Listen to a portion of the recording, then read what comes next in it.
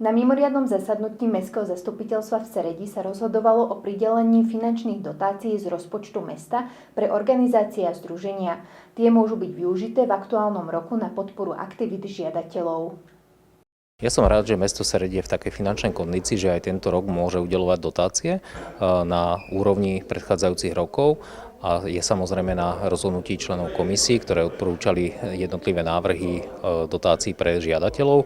A dneska sme na mimoriadnom mestskom zastupiteľstve mali možnosť vidieť poslancov, ako sa rozhodovali a ako vlastne odsúhlasovali. Seredskí poslanci rozdelili formou dotácií viac ako 267 000 eur. Tento rok, tak ako každý rok, sme rozdeľovali financie, školská športová komisia, jednak pre mládež a jednak pre športovcov.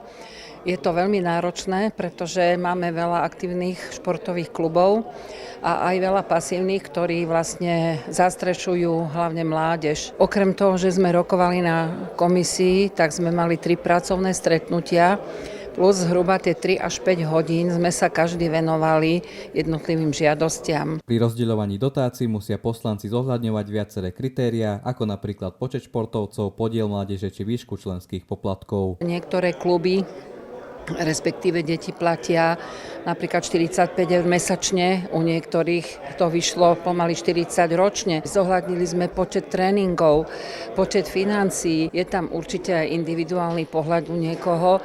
Ja som sa osobne snažila tak, aby proste podľa mňa, že spravodlivo rozdelené.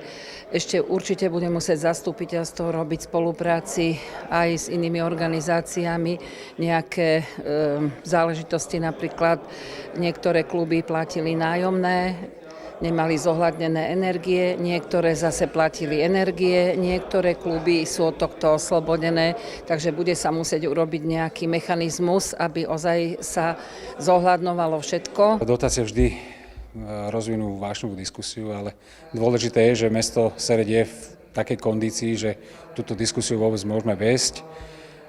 Samozrejme, každý zo žiadateľov má nejaké svoje predstavy, nevždy sú naplnené, ale hovorím, je dôležité, že mesto Sereď má možnosť podporiť či už šport, kultúru a iné subjekty, aby sa napredovala. Chcem povedať, že vlastne táto dotácia ani jedno mesto obec nie je povinné zo strany teda mesta, no že kluby by si mali zabezpečovať hlavne sami financie, ale mesto je v tomto naklonené a snažíme sa nielen športovcom, ale aj iným organizáciám dávať čo sa dá z mesta. Tento rok mesto prišlo aj s novinkou, keď žiadatelia podávali svoje žiadosti o dotácie elektronicky. Som rád, že tento rok sme prvýkrát už išli na ostro aj so systémom e-grant, kedy všetci žiadatelia podávali žiadosti elektronicky a tým pádom členovia komisí mohli objektívnejšie rozhodovať o prideľovaní jednotlivých dotácií. Jakub Baňák, televízia Krea.